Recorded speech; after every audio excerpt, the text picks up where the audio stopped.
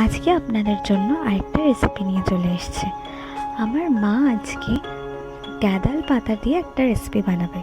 সেটা অনেকে খেয়েও থাকবেন, আবার অনেকের কাছে এটা নতুন হতে পারে।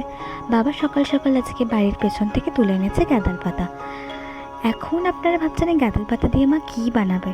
আজকে মা বানাবে হচ্ছে গাঁদাল পাতার বড়া। এই গাঁদাল পাতার বড়া বানানোর জন্য যা যা ইনগ্রেডিয়েন্টস দরকার মা একটা বাটির মধ্যে সমস্ত কিছু দেখুন আলাদা আলাদা করে সাজিয়ে রেখেছে, যে যা যা এর মধ্যে মা ইউজ করবে। স্পেশালি এই পাতাটার স্মেল আমার খুব একটা পছন্দ না, এবার কারোরই খুব একটা পছন্দ হবে না, কিন্তু বিশ্বাস করুন ডিশটা খেতে অপূর্ব হয়। একবার বানিয়ে দেখতে পারেন। মা এখন একে একে করে গাঁদাল পাতা সমস্ত কটা কুচিয়ে নিয়েছে। তারপর মা এই গাঁদাল পাতার মধ্যে লবণ, চিনি, লঙ্কা সমস্ত কিছু একটা মিক্সির বাটির মধ্যে নিয়ে সেটাকে ভালো করে একটা পেস্ট বানিয়ে নিয়েছে। দেখুন পেস্টটাকে সুন্দরভাবে রেডি হয়ে গেছে।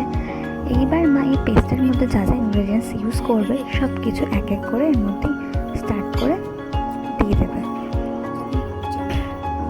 দেখুন এইবার এই গাঁদাল পাতাটার বাটার মধ্যে মা একে একে করে চাল বাটা দিয়ে দিল 2 চামচ। তারপরে মা দিচ্ছে ময়দা 2 চামচ। এটা আপনারা পরিমাণের ওপর ডিপেন্ড করবে কতটা পরিমাণে আপনারা ইউজ করছেন। তারপরে দেখুন বানিয়ে এলো বেসন। এর মধ্যে এবার ইউজ করবে বেসনও 2 চামচ মতো ইউজ করছে। তারপর দেখুন এবার কি আসছে, এবার এলো কালো জিরে, পরিমাণ মতো কালো জিরে অ্যাড করে দিল। তারপর অ্যাড করছে চিনি এবং পরিমাণ মতো লবণ। এবার হাত দিয়ে মা খুব সুন্দর করে ব্যাটারটা বানিয়ে নিচ্ছে। দেখুন কি সুন্দরভাবে ব্যাটারটা রেডি হয়ে গেছে। এইবার মা একটা কড়াইয়ের মধ্যে তেল গরমে বসিয়ে দিয়েছে। এবার একে একে ভরাগুলো সব ছেড়ে দেওয়া হচ্ছে। এই ডিশটা খেতে অপূর্ব হয়, আর মায়ের হাতে তো একটা জাদুই থাকে, সমস্ত কিছুকে খুব সুন্দর করে দেয়। দেখুন পাতাগুলো আস্তে আস্তে কি সুন্দর ভাজাও হয়ে গেছে বড়াগুলো।